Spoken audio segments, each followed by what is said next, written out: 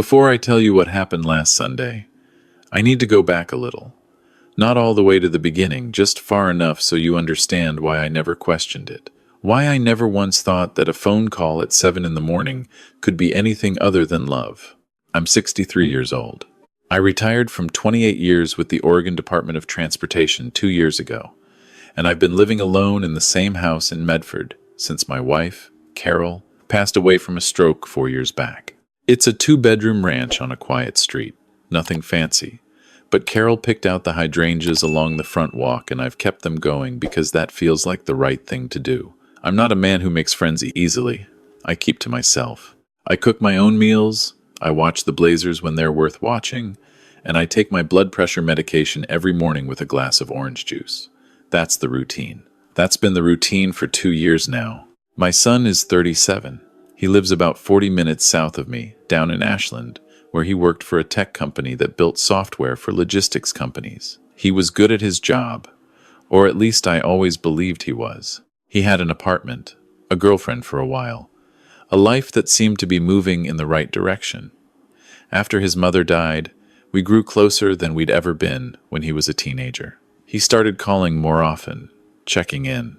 And about 18 months ago, the calls settled into a pattern that I found, honestly, touching. Every Sunday morning, at 7 o'clock exactly, my phone would ring, his name on the screen. I'd pick up, and he'd ask the same questions in roughly the same order. Had I taken my medication? How did I sleep? Did anyone come by the house? Was the heat working all right? I'd answer each one, he'd seem satisfied, and we'd chat for another 10 or 15 minutes about whatever: football, the garden, his work. Then he'd say he loved me, and we'd hang up. I told people about those calls. My neighbor, Patrice, who has 3 grown kids who never seem to call at all, said she envied me. My old buddy Frank, who I'd worked with for 15 years on the highway crew, said I'd raised my son right. And I believed that. I was proud of it. I thought that losing his mother had made my son attentive in a way that grief sometimes does. It shakes you awake, reminds you that the people you love are not permanent fixtures. I had no reason to think otherwise. Until last Sunday. Frank had been planning to drive up from Grants Pass since before Christmas. He'd had knee surgery back in November, and this was the first weekend he felt well enough to make the trip. I told him he could stay in the spare room. We'd watch the game, I'd make my chili, and we'd catch up the way we used to before retirement pulled us to opposite ends of the valley. He arrived Saturday afternoon. We sat on the back porch until nearly midnight, talking the way old men do when they finally have the time, slowly, wandering, drifting back through years. Sunday morning, I was up at 6:30. I'd already made coffee and was thinking about how to explain to Frank that I needed a few minutes at 7, that my son always called, that it was a thing I didn't like to miss. But Frank was still asleep. The house was quiet.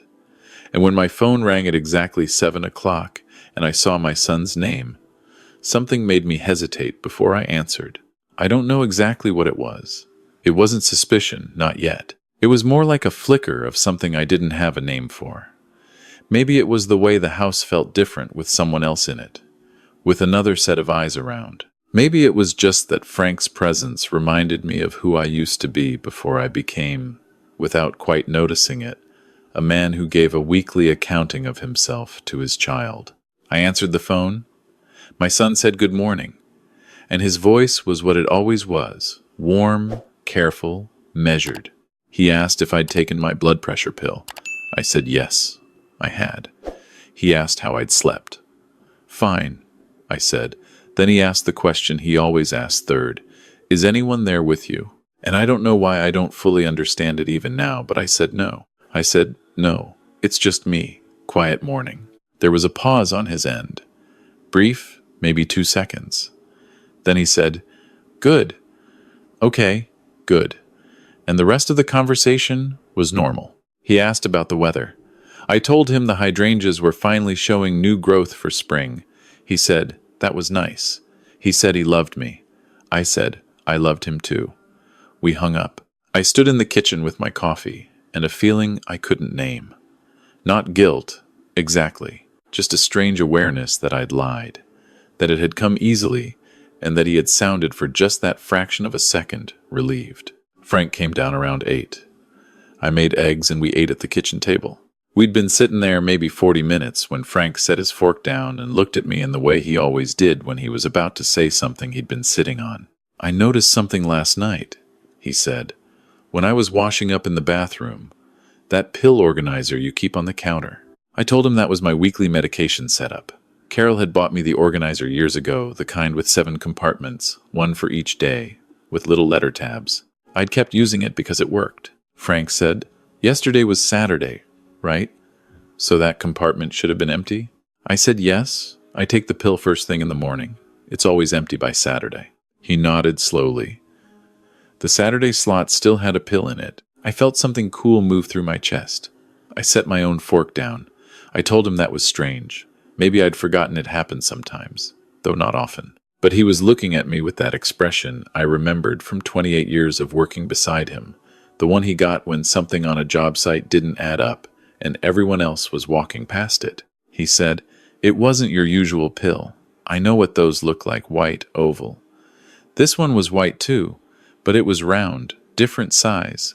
I didn't say anything for a long moment. Then I got up and went to the bathroom. He was right. I stood there looking at that little round pill in the Saturday slot of my organizer, and I tried to think of an explanation that made sense. A mix-up at the pharmacy.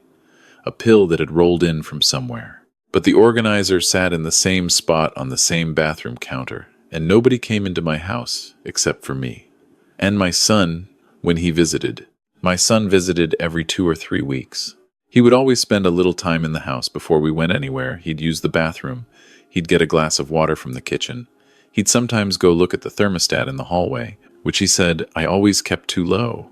At the time, I'd found this endearing. He was looking after the place, looking after me. I picked up the pill and held it in my palm. Frank stood in the bathroom doorway, and neither of us said what we were both thinking. I called my pharmacist that afternoon. She was not on duty, but her colleague, a young man who sounded patient and kind, listened while I described the pill, the shape, the size, the white coating, the faint line scored across the middle. He put me on hold for 2 minutes. When he came back, he told me it sounded like it could be a diuretic, a water pill, the kind that, taken on top of a blood pressure medication without proper supervision, could cause significant drops in blood pressure, dizziness, confusion. In older patients, he said carefully, it could cause falls. It could, in certain circumstances, look like the early signs of cognitive decline. I sat down on the edge of my bed when he said that. I sat there for a long time. Frank found me there. He sat down next to me without saying anything at first. Then he asked me, quietly, what I wanted to do. What I wanted to do was find an explanation that wasn't the one forming in the back of my mind like something dark rising through water. I wanted to believe there had been a mistake, that this was a coincidence. That my son, the boy who called every Sunday at 7 o'clock to ask if I'd slept well, had not been standing in my bathroom replacing my medication. But I also thought about the calls. The questions, always in the same order. The third question, the one about whether anyone was there. I thought about the half-second pause, when I'd told him I was alone, and the way he'd said good not as an acknowledgement, but as something closer to satisfaction. I thought about all the Sundays I'd answered honestly, told him yes. I was alone. No one had been by. All the Sundays he'd known exactly what he was working with. Last Sunday, I had not been alone. I had lied. And because I had lied, nothing had happened. Frank slept in the spare room again that night. I didn't. I sat in the kitchen and I thought about my son.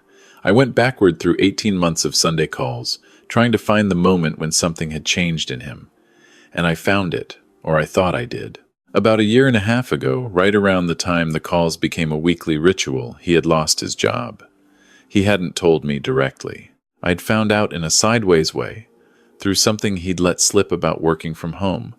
And when I'd pressed, he'd admitted the company had gone through layoffs. He said he had savings. He said he was fine. I'd believed him because I wanted to believe him. His mother and I had drawn up our wills after she was first diagnosed with hypertension, maybe 15 years ago. Mine hadn't been updated since she died. I'd meant to get around to it. The house was worth considerably more than we'd paid for it. Medford property had gone up sharply since we bought in 2001. Between the property and my pension and the savings account Carol and I had built over decades, there was more there than I'd ever really sat down to calculate. I hadn't thought of any of this as something anyone would want to harm me for. It was just our life, the ordinary accumulation of a working life. But I thought about it now, in the kitchen at 2 in the morning, and it felt different. It felt like something someone might look at from the outside and see as a way out. Monday morning, I called my doctor's office when they opened and asked to speak with my physician. I explained what I had found. I explained what the pharmacist had told me. My doctor asked me to come in that afternoon and bring all of my current medications, the pill from the organizer included. She was a thorough woman, direct and unruffled, and she examined everything without visible alarm. She sent the round pill to a testing lab. She ran my blood work, which she said I should have been doing more regularly anyway. The results she had immediately were not reassuring. My potassium levels were lower than they should have been. Not dangerously low, but consistently low, in a way that she said could explain the fatigue I'd mentioned over the past several months, the heaviness in the mornings, the occasional dizziness when I stood up too fast. I had mentioned these things to her at a checkup in October. She had chalked it up to age and the adjustment of retirement. We'd agreed to monitor it, she said to me, in the careful way that doctors speak when they're asking something significant. Has anyone else been managing your medications for you, or had access to them? I drove home and sat in my car in the driveway for 20 minutes before I went inside. The next 2 days were some of the strangest of my life. My son called on Tuesday, not the Sunday call, just a midweek check-in, the kind he did occasionally. I answered. I was sitting at the kitchen table with a cup of coffee that was going cold, and I looked out at the hydrangeas while he talked. He sounded normal. He asked how I was feeling. I said fine. He said he was thinking about driving up that weekend, maybe Saturday, if that worked for me. I said sure, Saturday was fine, come for lunch. When I hung up, I called Frank. Frank asked me if I'd thought about going to the police. I told him I had. I told him I'd thought about almost nothing else for 3 days.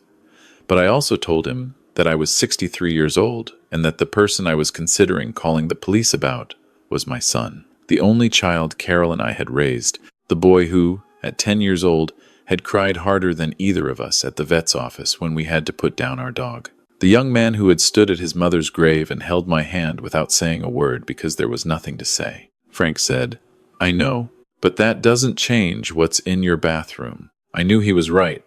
I also knew that I needed to understand more before I did anything.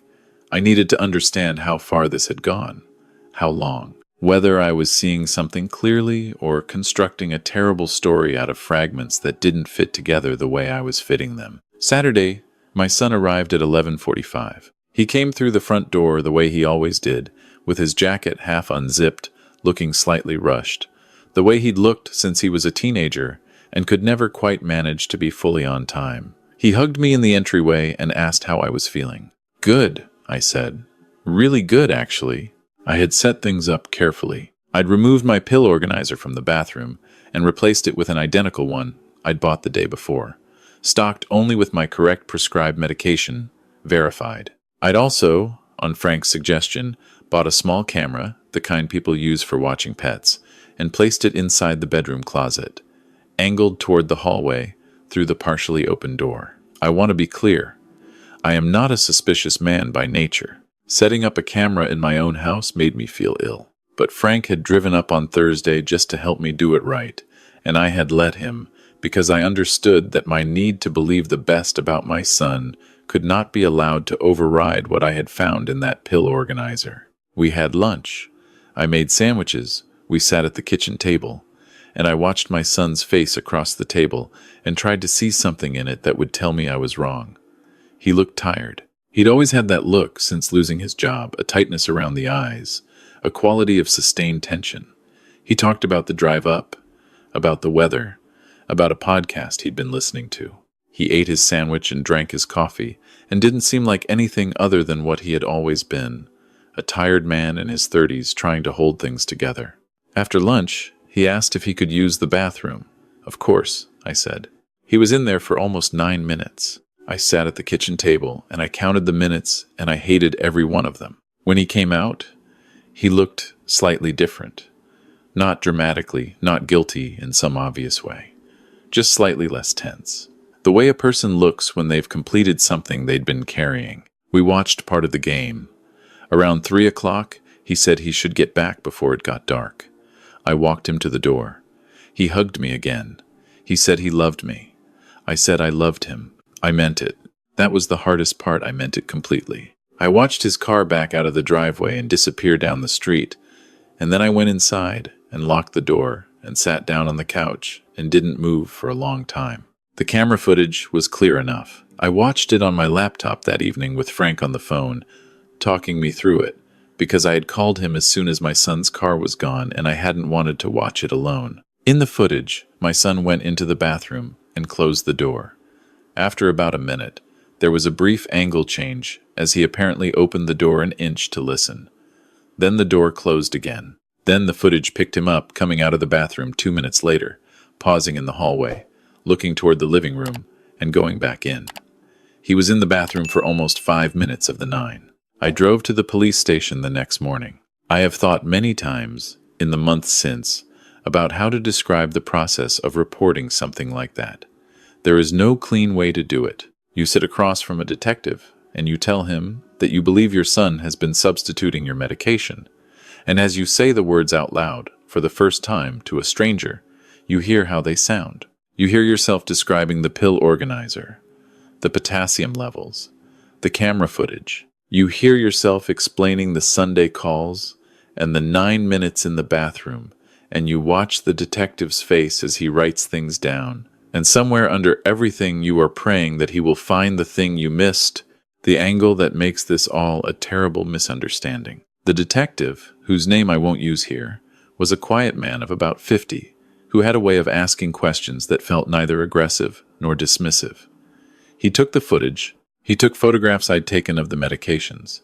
He told me the lab result on the pill was still pending, which he would follow up on. He said they would need to conduct their own analysis. He asked if my son had ever discussed finances with me. Inheritance. The house. I said yes, a few times. After Carol died, we'd had conversations about the will. Nothing dramatic, just the practical talk that death requires.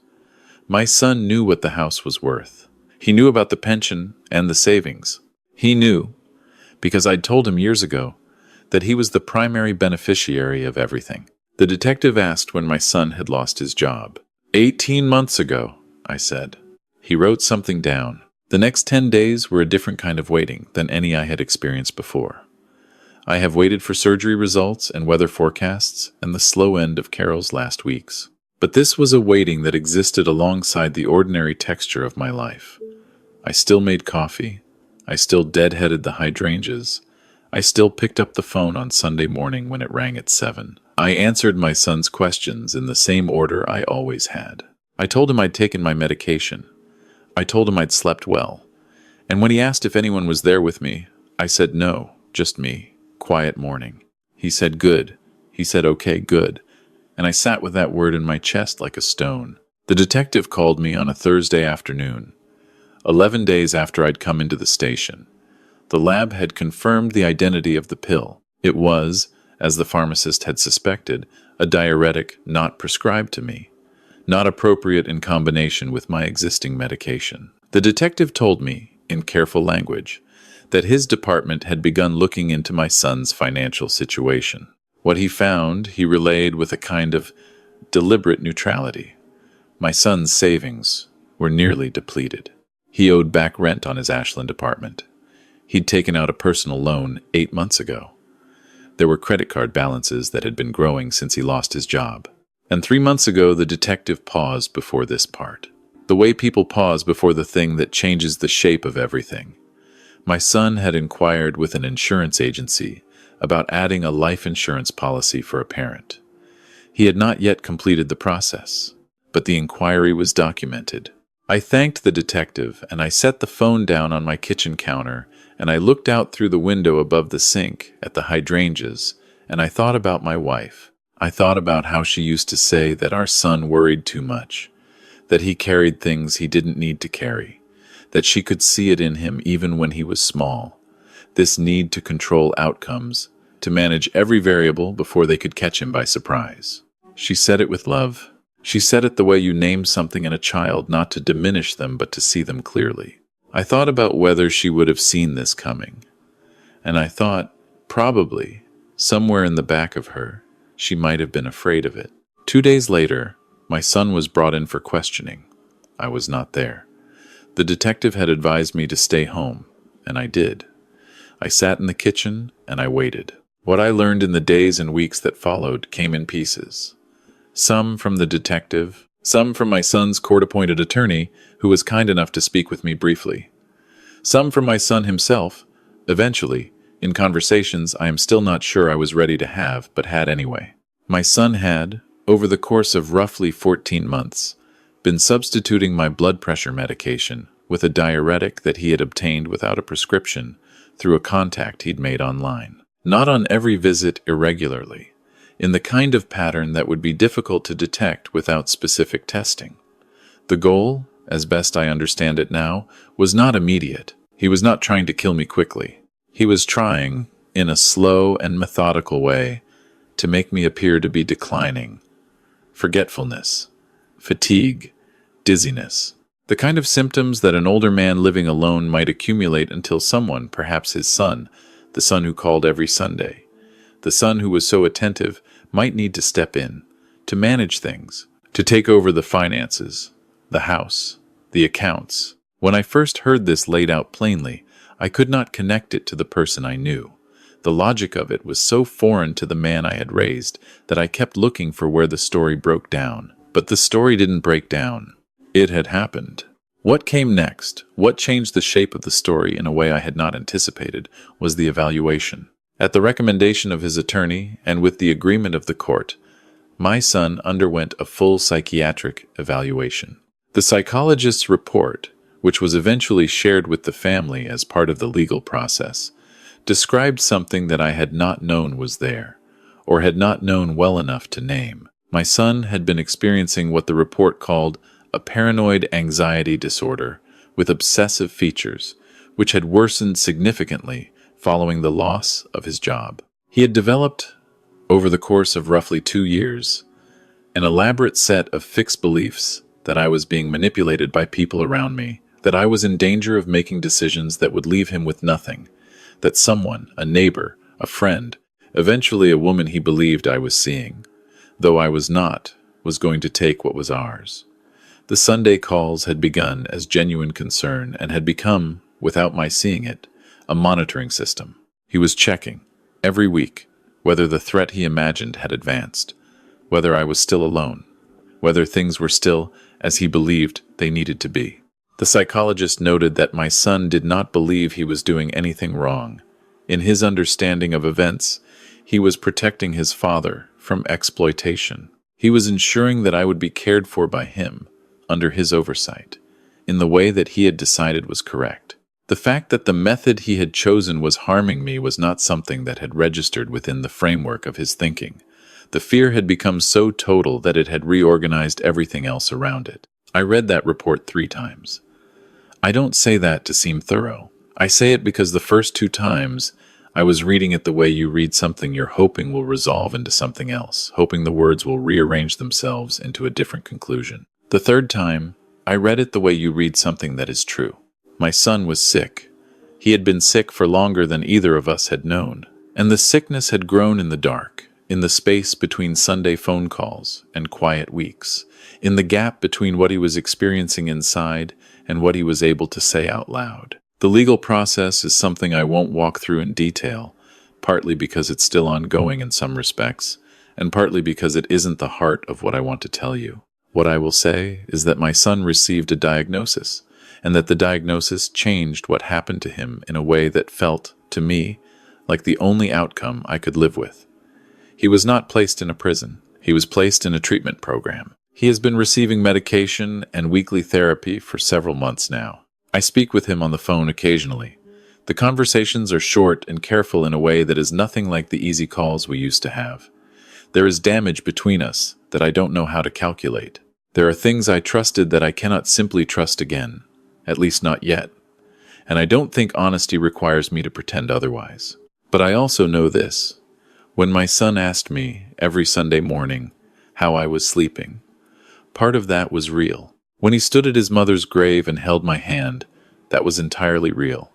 The sickness did not make him a stranger to me. It made him a person I had not fully seen, which is a different and in some ways harder thing. Frank comes up from Grant's Pass more often now. He was there the day I cleaned out the second bathroom cabinet and replaced the organizer and spent an hour making sure I understood, for the first time since Carol died, exactly what was in my medicine, and why, and what each thing was supposed to do. He sat at my kitchen table and drank my coffee and didn't make it sentimental. That's the thing about a friendship of 28 years, it doesn't require much decoration. My doctor adjusted my blood pressure medication after reviewing the blood work from the period of the substitution. She said the effects were, in the long run, reversible. She was pleased that we'd caught it when we did. She said the word caught the way you say a word when you know the alternative but are choosing not to say it directly. Some nights, I sit on the back porch and think about how close it was. Not just physically, though it was close that way too, but close in the way of missing something, of living next to a thing for a year and a half and calling it by a different name. I called it love, because that's what I was seeing and that's what I wanted to see. I was seeing a man who called every Sunday and asked how I slept and wanted to know I was safe. That was real. That was there. It was just threaded through with something else I couldn't see. The way a rope can be fraying from the inside while it still holds. I think about my wife. I think about the way she used to say, our son carried things he didn't need to carry. I wonder what she would do with this, how she would hold it. She was better than me at holding complicated things without needing to resolve them into something simpler. She could love my son's worry and grieve it at the same time. I am still learning to do that. There is a Sunday morning ritual again now, though it's different. I make my coffee and I take my medication, the correct medication, from the bottle from the pharmacy, and I sit at the kitchen table and I look out at the hydrangeas for a few minutes before the day starts. Some Sundays, the phone rings. Sometimes it's Frank. Sometimes it's my neighbor Patrice, who has started stopping by more since she found out what happened, in the way that neighbors do when the ordinary distance between houses suddenly seems less sensible than it used to. Once or twice, it has been my son's number on the screen.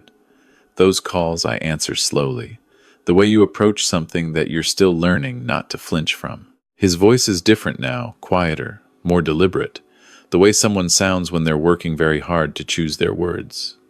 He asks how I'm doing.